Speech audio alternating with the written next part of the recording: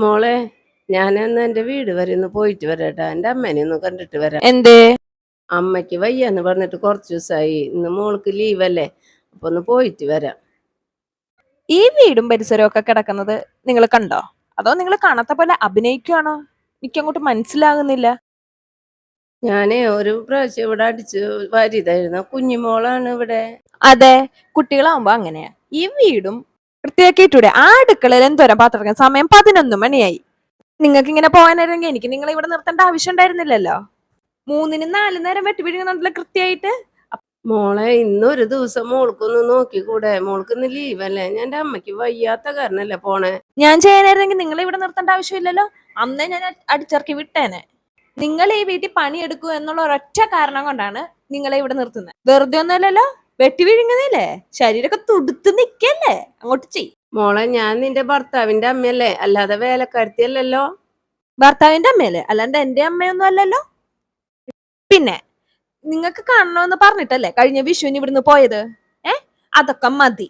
ഇവിടുത്തെ പണി കഴിഞ്ഞിട്ടുള്ള കാര്യങ്ങളൊക്കെ മതി. വേഗം ചെയ്യാൻ നോക്ക്.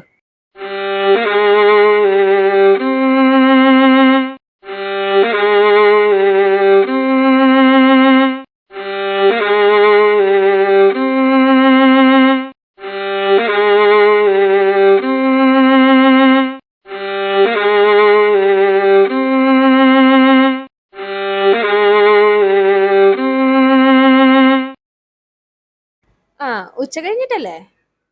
ഞാൻ വരാം, നമുക്ക് അടിച്ചു പൊളിക്കാം. പിന്നെ മോളെ, ഞാന് ഓ ഒരു മിനിറ്റ്, ഞാൻ വിളിക്കാം കേട്ടോ. നിങ്ങൾക്ക് മാനേഴ്സ് എന്ന് പറഞ്ഞ കാര്യമുണ്ടോ? ഒരാള് സംസാരിച്ചോണ്ടിരിക്കുമ്പോഴേ ഇങ്ങനെ ഇടിച്ചേറി വരുന്നത്. മോളെ, പണികളൊക്കെ കഴിഞ്ഞു എന്ന് പറയാൻ വേണ്ടി വന്നതാ. ഞാൻ പൊക്കോട്ടെ. പാത്രം കഴുകി കഴിഞ്ഞാ? പാത്രം കുറച്ചുള്ളൂ, അത് മോള് ചെയ്യില്ലേ? ഞാൻ പറഞ്ഞു, പാത്രവും കഴുകി ഇന്നലെ നനച്ചിട്ട് തുണിയാ, അത് കൊണ്ടുപോയി മുകളിൽ ഇട്ടിട്ട് പോയാ മതി, എവിടോട്ടെങ്കിലും പോകുന്നുണ്ടെങ്കിൽ. അല്ലെങ്കിൽ പോവണ്ട. പിന്നെ ഒരുപാട് സമയാവില്ലേ മോളെ? എപ്പോഴായാലും പോണോന്ന് നിർബന്ധമൊന്നുമില്ലല്ലോ. അങ്ങോട്ട് പോയിട്ട് വരുമ്പോ കൊട്ടക്കണക്കിനാണല്ലോ കൊണ്ടുവരുന്നത്. അങ്ങനെ ആണെങ്കി പിന്നെ പോട്ടെ. എന്റെ അമ്മയ്ക്ക് വയ്യാത്തോണ്ടല്ലേ ഞാൻ ചോദിക്കണേ. ചിലപ്പോ ഞാൻ 2 ദിവസം കഴിഞ്ഞിട്ടേ വരൂ. നന്നായിട്ടുണ്ട്. എന്നാ 2 ദിവസം ആക്കാൻ നിക്കണ്ട. ജീവിതകാലം മൊത്തം അവിടെ നിന്നോ, ഇങ്ങോട്ട് വരിക വേണ്ട. ഞാൻ പാത്രം കഴുകി വെച്ചിട്ട് പോവാം. പാത്രം കഴുകി തുണി മേലേ വിരിക്കേ ആദ്യം. അത് കഴിഞ്ഞ് ഞാൻ നോക്കട്ടെ, എന്നിട്ട് തീരുമാനിക്കാൻ പോണോ വേണ്ടയോന്ന്.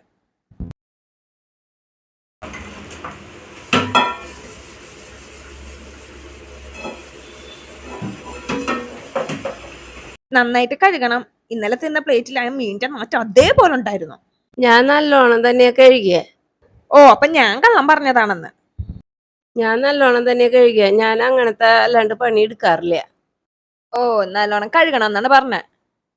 അതെ, എന്റെ മോൻ വരട്ടെ, ഞാൻ പറഞ്ഞു കൊടുക്കുന്നുണ്ട്. ഞാനേ ഒന്നും പറയാണ്ട് വെച്ചാ.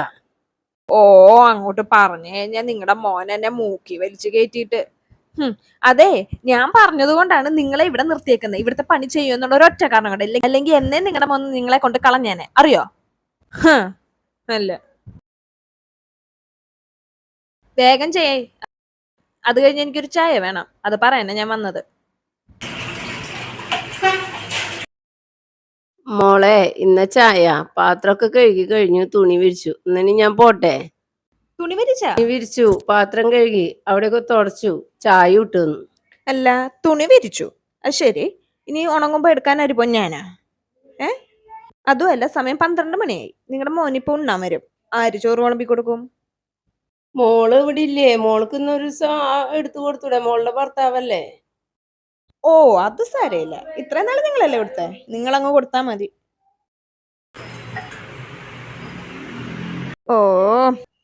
നിങ്ങൾക്കൊരു ഫോണുണ്ട്. ഹലോ, അച്ഛനാ?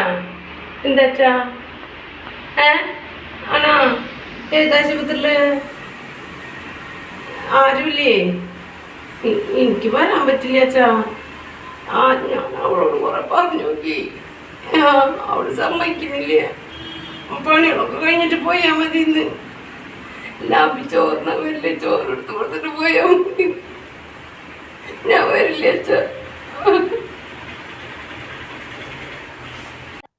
എന്തേ കഴിഞ്ഞ?